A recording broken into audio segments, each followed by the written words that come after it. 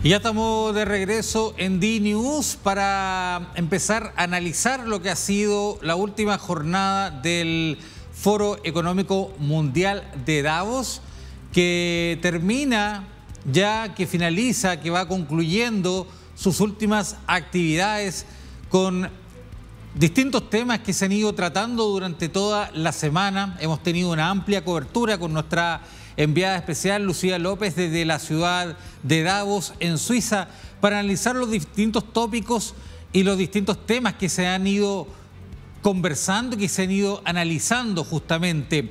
Y para seguir conversando y seguir analizando justamente lo que ha sido este cierre del Foro de Davos, vamos a tomar contacto con Lucía, quien se encuentra justamente en Davos, que todavía con mucho frío, me imagino, pero ya con el calor del término de la jornada. ¿Cómo estás, Lucía? Que tengas muy buen día, buenas tardes para ti. Salió el sol, parece, ¿no? Un poeta, Cristian.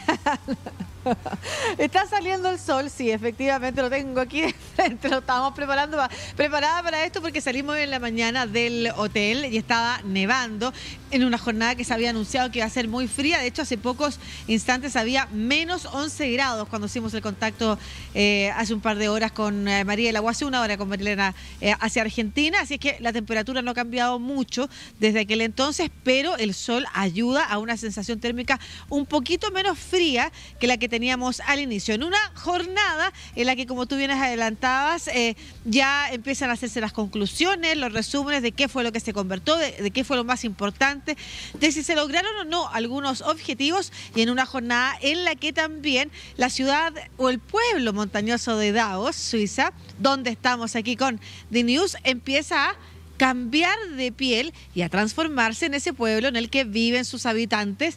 Y por ejemplo, aquí vemos familia, vemos gente comprando en el supermercado, vemos algunos visitantes que vienen a esquiar, ya sea de algunas partes de Europa o de pueblos cercanos. Y eso es prioritariamente lo que estamos viendo en esta parte de la calle Promenade, que está como casi al final de esta avenida principal, que durante esta semana se llenó de marcas de lujo, de grandes nombres, de casas representando a países en el marco del Foro Económico Mundial WEF 2024, Cristian. Lucía, cuéntanos, ¿y qué actividades se desarrollaron en esta última jornada? Ya tengo entendido que se realizó el último foro de cierre. ¿Qué noticias hubo ahí o qué temas se plantearon justamente en ese cierre? Bueno, efectivamente se realizaron las últimas tandas de conferencia. Hubo conferencias en la mañana, no solamente quedaba la ceremonia de cierre, hubo conferencias en la mañana, los temas prioritarios, ¿no es cierto?, que han marcado este foro relacionados con los riesgos globales, con, por ejemplo, qué cosas se tienen que llevar a las mesas de diálogo y, por ejemplo, los temas de la economía también fueron parte de las palabras de cierre, incluso que tuvo Jorge Bende, el presidente del Foro Económico Mundial, quien encabezó el último de los paneles, a eso cerca del mediodía, un poquito pasado el mediodía, aquí en Davos, Suiza, en la que estuvo también Christine Lagarde y otros representantes de los más altos niveles, ¿no es cierto?, en materias económicas, recordando lo frágiles que están todavía las economías. Este es un Foro Económico Mundial, pero que entiende desde que se inició hace ya 50 años que las empresas no solamente pueden relacionarse internamente con sus clientes y con sus accionistas y desligarse de lo que pasa en el mundo. Por el contrario, lo que pasa en el mundo le afecta a las economías, le afecta a las empresas, y por eso durante estos 54 años se transformó este foro en un foro que aborda los principales temas que hoy están tensionando al mundo. Parte de esos temas incluyeron, por ejemplo, la inteligencia artificial, las dudas que hay. Hemos conversado temprano con una especialista en esa materia que estuvo aquí protagonizando algunas conferencias y que nos hablaba de lo importante que era que se hubiera puesto el tema de la seguridad precisamente en las conversaciones ante las dudas que genera. Por otro lado, los temas que tienen que ver con crecimiento y empleo. Se insiste en la necesidad de que las empresas trabajen colaborativamente con las sociedades para que ayuden también a generar o a bajar los conflictos que pueden haber internamente en cada uno de los países y que terminan afectando las economías. Y por supuesto, tema prioritario que preocupa a los líderes del mundo, tanto políticos, económicos, las tensiones bélicas y los conflictos bélicos que hoy están presentes todavía en Europa con la guerra entre Ucrania y Rusia. Recordemos que uno de los protagonistas aquí en el foro WEF, en el Foro Económico Mundial, fue Volodymyr Zelensky, que estuvo además en Suiza reuniéndose con distintas organizaciones, con grandes industrias, con grandes marcas, con posibles financistas y generando apoyos también para contribuir a Ucrania en esta guerra. Y por otro lado, el conflicto en el Medio Oriente, que lamentablemente no llegó acá a ninguna nueva conclusión que pudiera dar algún aire, algún respiro o alguna esperanza de cese del conflicto, que es un poco lo que están también buscando diversos liderazgos. Estuvieron acá en Davos, Suiza, desde representantes de Qatar, el representante de Estados Unidos, el presidente de Israel, todos involucrados, negociadores en este conflicto. Sin embargo, lo que podríamos decir respecto de lo que aquí se conversó dista mucho de lo que ha pasado en años anteriores, donde se estrecharon la mano aquí para ponerle fin al apartheid en Sudáfrica o donde se evitó el conflicto entre Grecia y Turquía. Aquí esta semana, al contrario, quizás las posiciones, no en Davos en particular, pero en general, en vez de acercarse, se han alejado.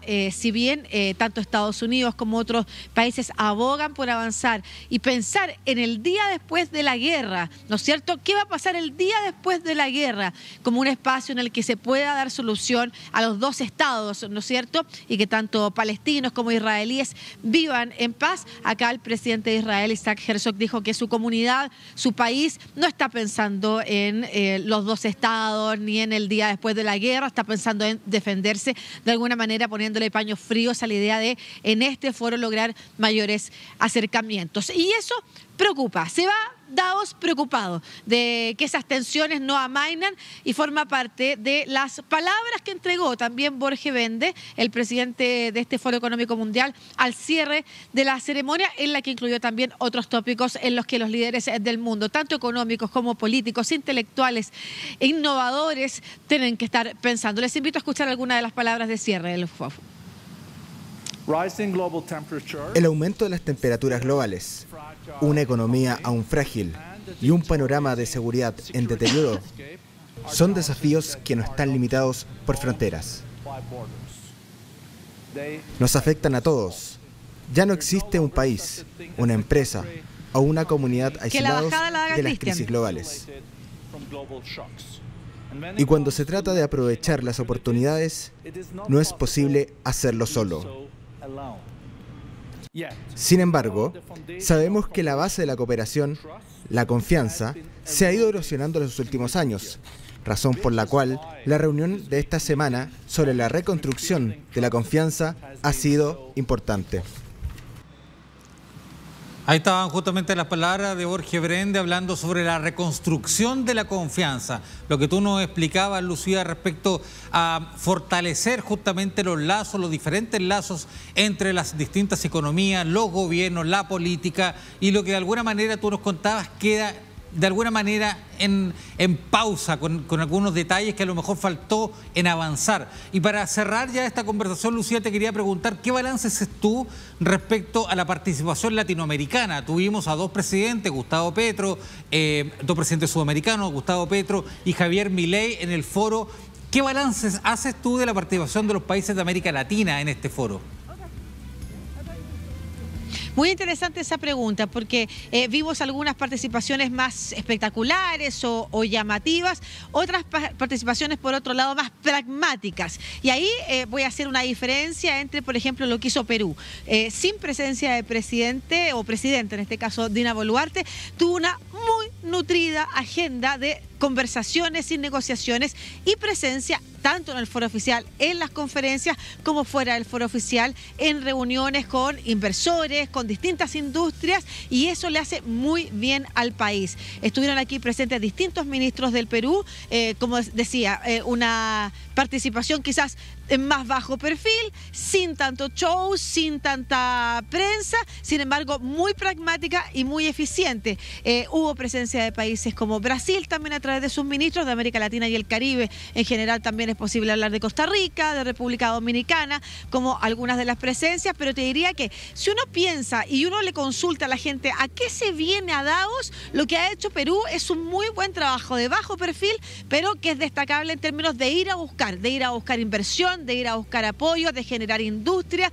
Así que hay que resaltar efectivamente lo que ha hecho el gobierno peruano desde ese punto de vista. Estuvo la interesante presencia de Colombia también, que trató de hacer una apuesta un poquito más grande, poniendo esta Casa Colombia en la avenida principal.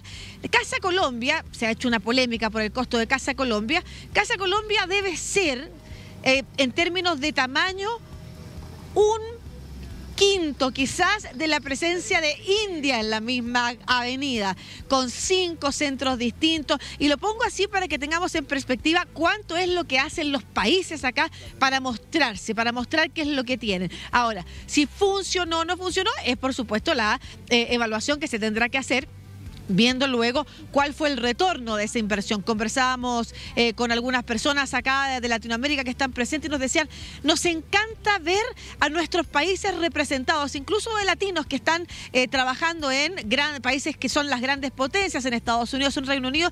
Nos decían, siempre muestran a Latinoamérica como una región con pobreza, con problemas, y nunca muestran las grandes cosas que se están haciendo, y por eso sentían con mucho orgullo la presencia de latinoamericanos acá, de países aquí bien representados, y alababan desde ese punto de vista la presencia de Colombia. Lo que hay que ver ahora es si esa inversión, insisto, valió la pena en términos de cuántas visitas recibió y cuántas finalmente concreción de proyectos, de negocio, de inversión, se traducen para el país. Y por otro lado estuvo la visita de Javier Milei, ¿no es cierto?, que en términos mediáticos probablemente es la que mayor golpea.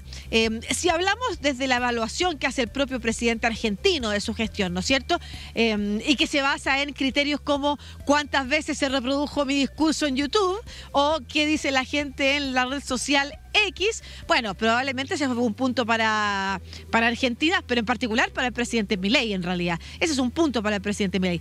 ¿Es un punto a favor de Argentina? Eso lo vamos a ver después, porque ahí los ministros tienen una tarea mucho más dura. Diana Mondino, la ministra canciller, por otra parte el ministro de Economía, Luis Caputo, y el jefe de gabinete, Nicolás Pose, también tuvieron una agenda importante con presencia tanto en foros como con presencia en reuniones. Y ahí es donde se tendrá que ver finalmente si se logró, por otro lado, llevar esa agenda que a los ministros se les hace quizás un poco más difícil cuando, por otro lado, tienen a un presidente que quizás no habla los mismos tonos que están hablando aquí, no tiene las mismas preocupaciones que tienen acá, por el contrario, son otras, y las viene a plantear en un espacio en el que se está discutiendo de colaboración, se está discutiendo de inclusión. El mismo Jorge Bende decía en sus palabras finales la necesidad de avanzar en equidad de género, en equidad entre hombre y mujer, la necesidad de educar, la inversión que tienen que hacer los gobiernos también, y ahí la colaboración entre el mundo público, el mundo privado y la sociedad civil es fundamental.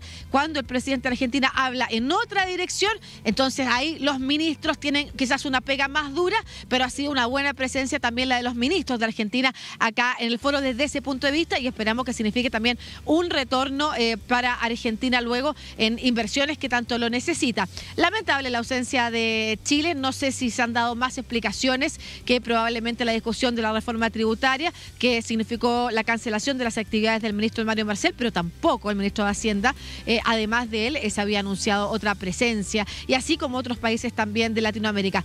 Iba a estar el presidente de Ecuador, Daniel Noboa, pero por la situación en ese país debió cancelar a último minuto. Así que eso, yo diría, es el resumen de esta presencia de Latinoamérica, y lo importante es que esa presencia signifique retornos para los países. Aquí la gente no viene a buscar el lucimiento personal, lo más importante es concretar los negocios que sirvan para sacar adelante las economías que han estado tan debilitadas en la última década, con un golpe más bajo post-pandemia por las guerras y los conflictos en estos momentos, y que aún continúan frágiles, según las propias palabras del presidente del Foro Económico Mundial en Davos, Cristian. Lucía López, y un completo informe de lo que está ocurriendo ya en el cierre de Davos. Te queremos agradecer tu trabajo. Todavía te quedan algunos despachos durante el día, pero que tengas un buen retorno. Felicitaciones para ti, para todo el equipo de News y muchas gracias. Que tengas buen día, buena tarde allá. Muchas gracias a ustedes. Pronto estamos durante estas transmisiones contándole lo último que está pasando en esta ciudad.